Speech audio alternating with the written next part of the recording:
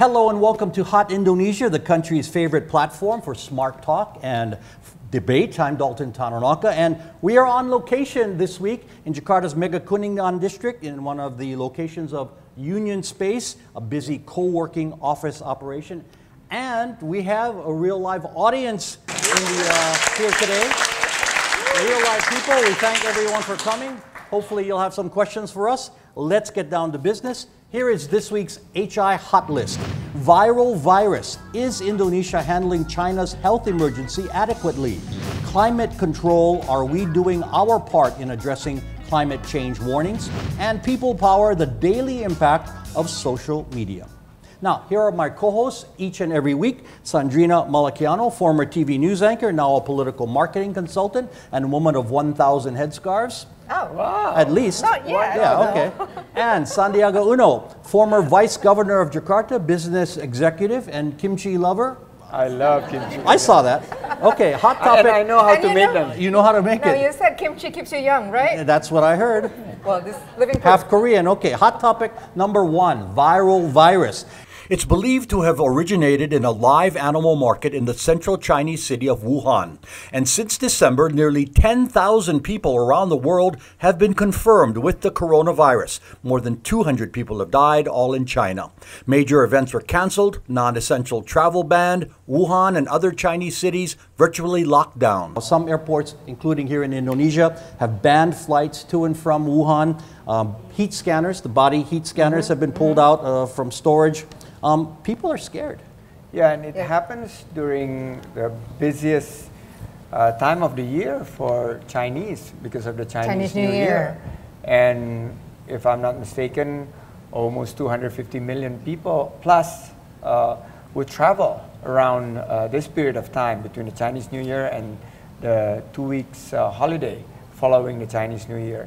So if you look at the pictures coming up from Wuhan and the Hubei province, it's very scary because you're locking basically up about 60 million people.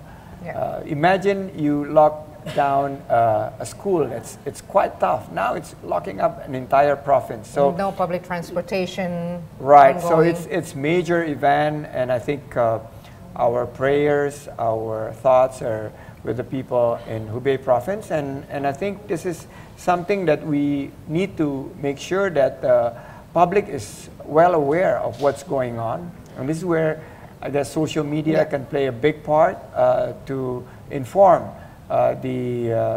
basically how the precautionary steps to be taken for travelers and for people who are suspected to be infected by the coronavirus. Now, hopefully this is correct because there is a matter of transparency and trust. Right. Whether the Indonesian government is really giving the real information. Yeah, no cases here so far. Yes, because confirmed. you see from China and then it jumps over Indonesia to Australia. It's already in Europe and in Japan and other parts of Asia. But it has to travel from person to person, so you have to have visited that area, and it's a human-to-human transmission. Like Sandy said, we have so many tourists from China coming to Indonesia. Wuhan is very connected to Indonesia in so many ways, because travelers, tourists, also business people.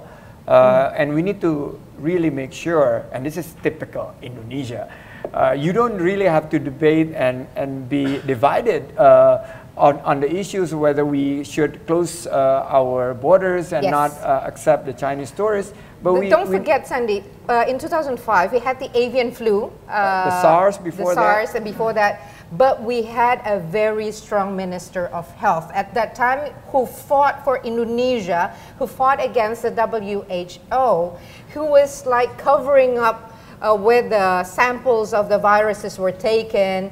So Ibu Siti Fadila Supari at that time became a phenomenon.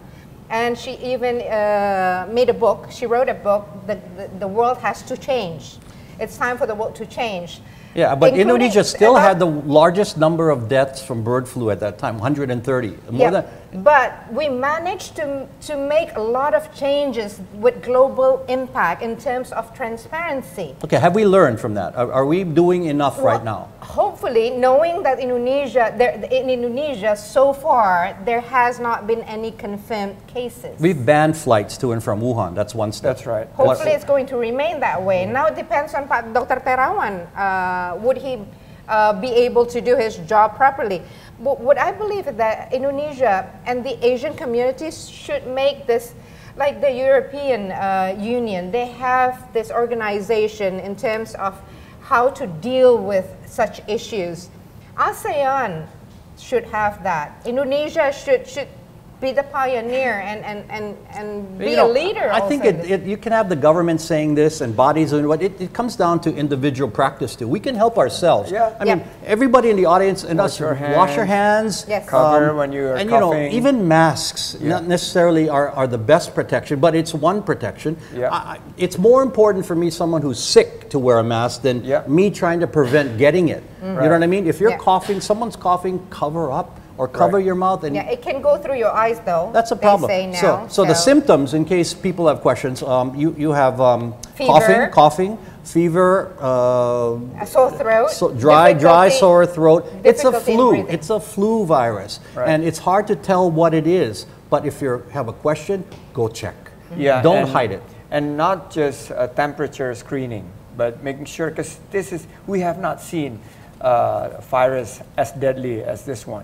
So we need to really make sure that we take all precautions. We need to be ready. But San, I don't want people to get overly cautious, because it's people have recovered from this. People who have gotten sick have gotten better. I don't think we should overemphasize. I agree with you. Let's not panic too much. I agree, but we also we need to make sure that this is top of the mind of especially travelers.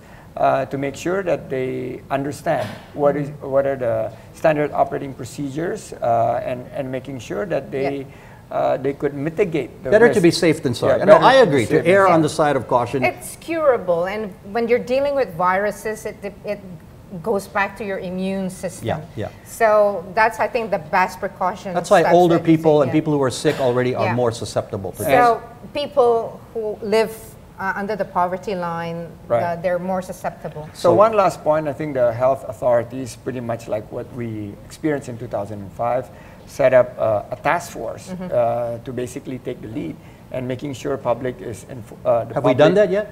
I think we're in the process, Okay. and we need to push and help them by spreading the information so that everybody transparency not only in Indonesia, public but information, globally. Okay. So. Hot Endo from Union Space will continue shortly. Climate control. Is Indonesia doing its part in preventing a natural catastrophe?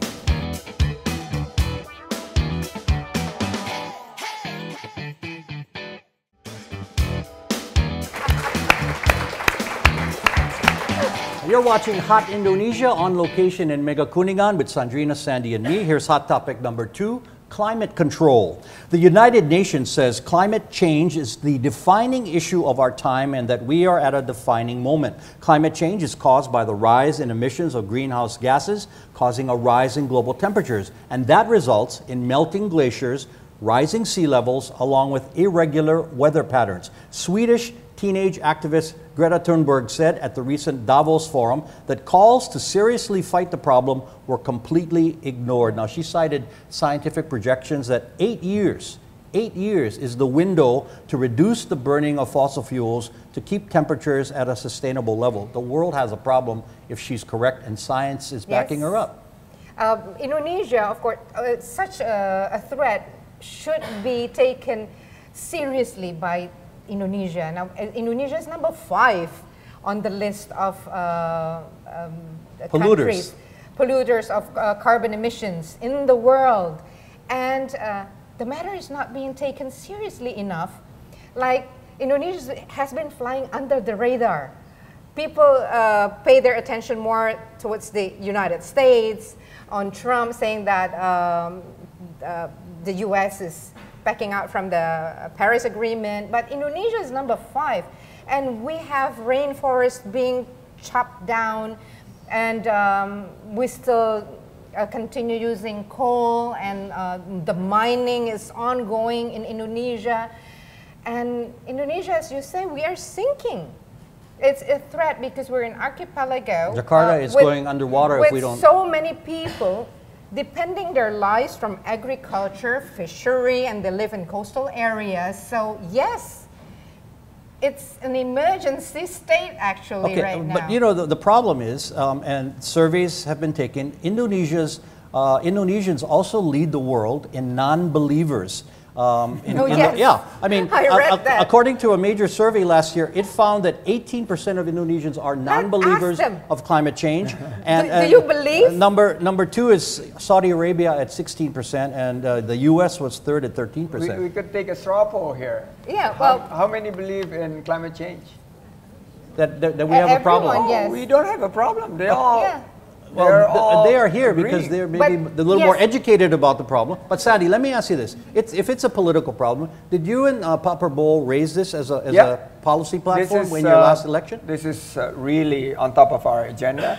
And our belief that we have not done enough to address the issues. Our energy mix is not improving. We rely still on hydrocarbons, the renewables and the new energies that we're supposed to be generating through solar panel, through wind, have not been addressed by key incentives in the public policy. So I agree, temperature is increasing, and you have shorter rainy seasons, you have fluctuations in weather pattern, and then the economic impact we're already having. First, on the agricultural sectors.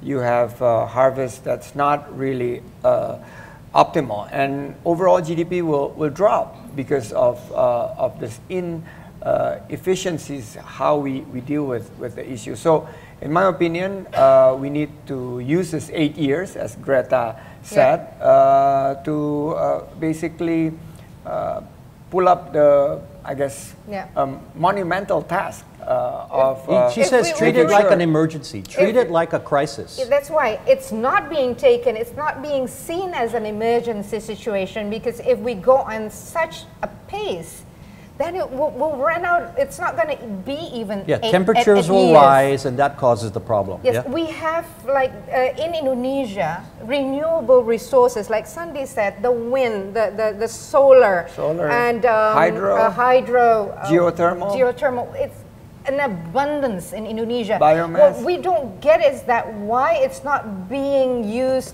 like. Other countries are already taking over the Philippines. Fossil burning fuels. coal is one problem, but also our agricultural burns. The problem of burning crops sends so much, pollutants in the air that increases global warming. I'd like to know, because I'm sure you're well informed about this issue. Coal. I mean, we have an abundance, and we export coal. But the other importers, the countries, they're importing less and less. That's correct. From Indonesia. So is it true that the Indonesian government now is trying to divert the coal being used domestically by the Indonesian people, but not going the other way around, like also palm oil now? Right. They should not do that because it's also emitting carbon from the forest, the burning of the fields. So this is what I touched earlier about public policy. If we are committed to new and renewable energies, look at our neighbor, the Philippines. They become a center for renewable energies. In fact, it actually creates green economy and green jobs, because you have solar cell production base now in Philippines and also in India. So basically, it's the political will. Do you have a political will? As a businessman, it's profitable, right? It's very profitable. So why isn't it happening? Because the government has not been firm in terms of where the roadmap would be, because the regulations is flip-flopping. It's actually changing. And it creates uncertainties. It creates confusions among the investors. So this is a good time, the first 100 days of the new administration. Yeah, I haven't seen them make it a policy, a major policy. I haven't seen the new administration. Conflict of interest, because those who are sitting in the government are also players in the coal and mining industry. And these omnibus bills, the new laws. Yeah, the omnibus bills will address part of it, but I guess simple issues like giving incentives for projects in the new and renewable space by virtue of tariffs. Tariffs have to be attractive, because otherwise people will fall into the old way of doing incentives, business. you mean to yeah. Okay. And that's talking big, but let's also see what we can do. Yeah, education is a key. Everyone has to start understanding the problem. And one last point, critics say that religion in Indonesia plays a role, because those who are not as familiar with the problem believe that our crop failures, floods, severe weather are caused by God, and it's we can't do anything about it. As a punishment? That's what critics say. They look at us and say that. If you read in I didn't say I agree. I just said if you read in another verse saying that all this just trying to find justification. Natural disaster is caused by human, because human has not been taking care of. I believe in the science, but the environment. Let's just get real. Yeah. I mean, there's a consequence in everything you do. See, it's a give and take, even with nature. So government leaders must first believe, then do the dirty work. Get down to work. And for everyone to do their small part. Yep. And trying to save. Yeah, you guys will do it, I hope. Okay, more Hot Indo is ahead. People power and the daily impact of social media.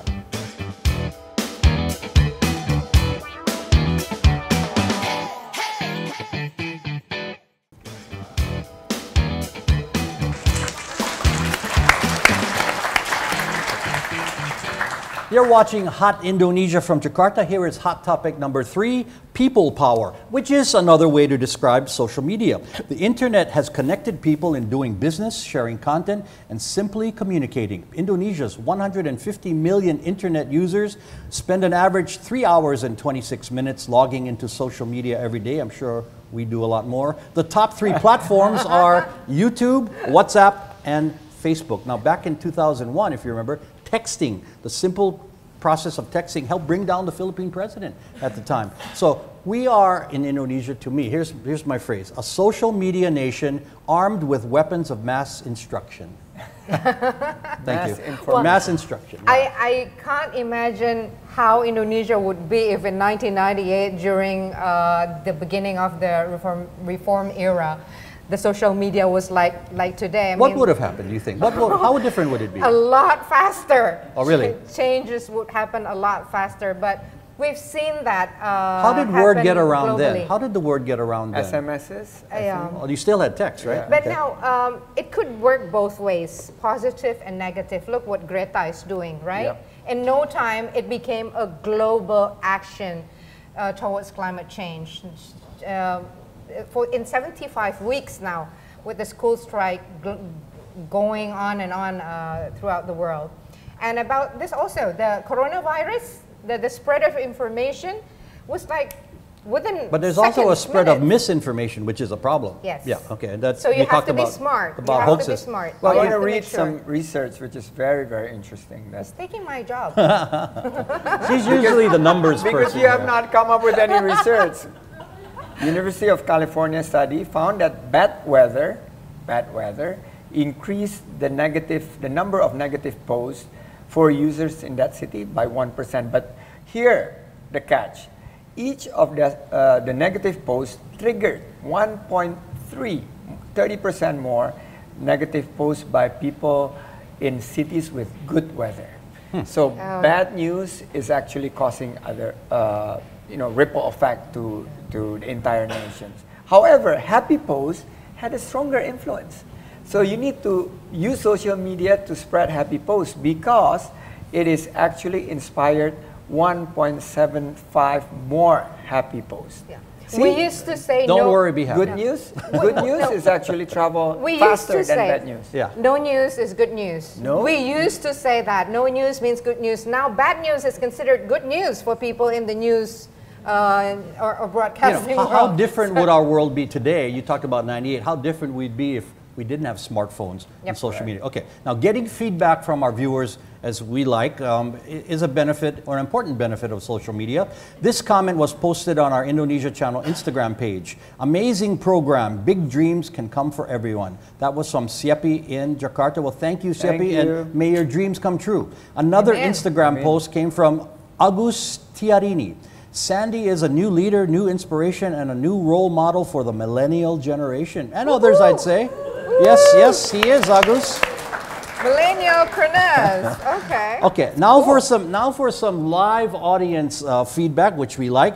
Questions on something you've heard today, or comments on other topics you've heard before. So if we have our first questioner, please. If Pak Sandi have got faith in the future to be one of the leader, how do you see, how your leadership to lead a lot of 5 big islands? Okay, that's and let's answer that. Bring Yeah. people together. He's talking about. And this is exactly what we are doing in Hot Indonesia.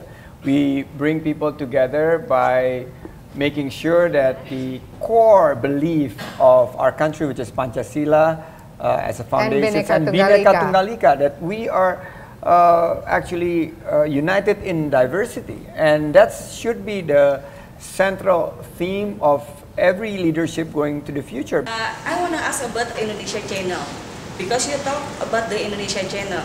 Can you raise our culture more bigger, more everyone know about our culture? The goal of the channel, which we talked about before the show, was to expose and properly teach people about our people, our culture, our values, even where there may have been misconceptions in the world. So it's not our job as cheerleaders. We're going to tell the true story, as you've heard so far today. We thank all of you for your questions. I know there's a lot more, but got to move on. For those of you watching us tonight, here's how to contact us with your feedback. Email us at hotindo@theindonesiachannel.com, or comment through our Hot Indonesia or Indonesia Channel Twitter, Facebook, Instagram, and YouTube pages. Also our TV1 YouTube page. Final words from Sandrina. Yep. Heroes come and go, but legends stay forever. I think we are all heartbroken. Recently, we lost a legend, Kobe Bryant, the Black Mamba. But as you see the power of social media, the spread of information, just within seconds, the entire world was united. And this one feeling of sadness, compassion, spreading the love, the spirit of Kobe Bryant, who was a remarkable example. So let's also use the power of social media to deliver or spread love and good news, and respect and condolences to those who became victims of this tragic incident. Okay, final words, Sandy. I'd like to appeal to people in the audience, as well as I guess the larger audience, that we have to do our part in addressing the climate change. And if you're in Jakarta, there is now public transport. So this is a good time that we change our habit, we change our lifestyle, and include public transport to do our part to address climate change issue. All right, and to piggyback a little bit on what Sandrina said, my final words, you know, in this digital world, we must not forget humanity. Now, when disasters strike or heroes die, literally, please reach out to others. A hug, a handshake, or even just a touch on the arm can mean more than expensive flowers or money in an envelope. And that is Hot Indonesia for this week. Thank you to Union Space for allowing us to be here today. Thank you to our great audience today. Yay. Everyone gets a Hot Indonesia t-shirt before you leave. Where is that? Let me see that. The shirt. I should have had it up here. Anyway, everyone gets a free Hot Indonesia t-shirt. For Sandrina Malakiano and Santiago Uno, I'm Dalton Tananaka. See you next time.